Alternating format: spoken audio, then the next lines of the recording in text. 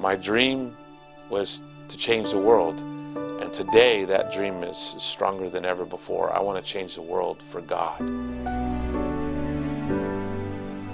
I was born in Mexico. My family was very poor. They smuggled me across the border. We didn't have a house to live in. We lived in a car for a while. We were homeless. And later on in life, my father was killed, shot to death by my mother. And then my mother committed suicide.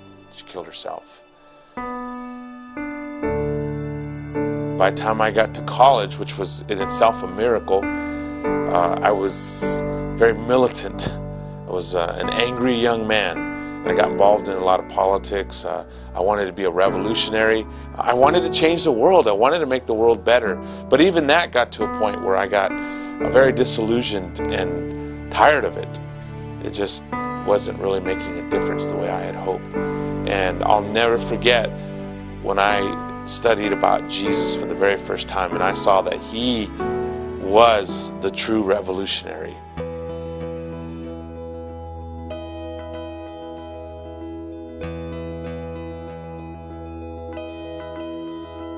Jesus' ministry was about the kingdom of God, and everywhere he went healing the sick, he was feeding the hungry, he was feeding crowds, he was touching the lepers, he wept with those suffering, he was always with the down and out.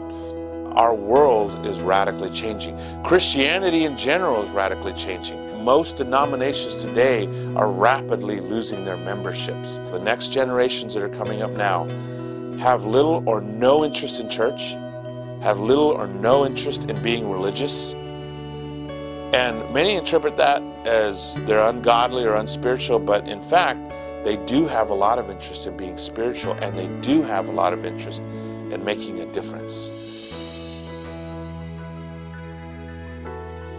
I started out very involved in the community. I became a Christian, got involved in a lot of other things, and got less and less involved in the community and serving the poor, and now I'm getting more and more involved again as part of preaching the gospel, as part of advancing the kingdom of God.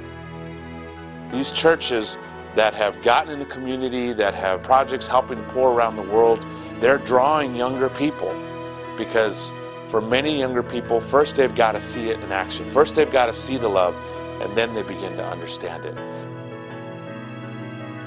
And there's nothing more important to me than preaching the gospel, but the old adage is true that people don't care how much you know until they know how much you care. A hungry person is loved when they are fed. A hurting person feels loved when they're healed. A suffering person knows they are loved when they have hope again. God designed us all in such a way that we open our hearts to those who love us. In Luke 9, the apostles come to Jesus and they say, there's too many people, there's not enough food, send them away.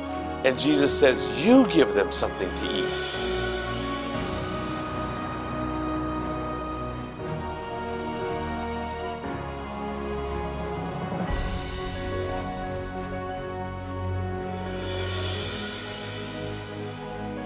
Preaching the gospel is the most important thing that we can ever do.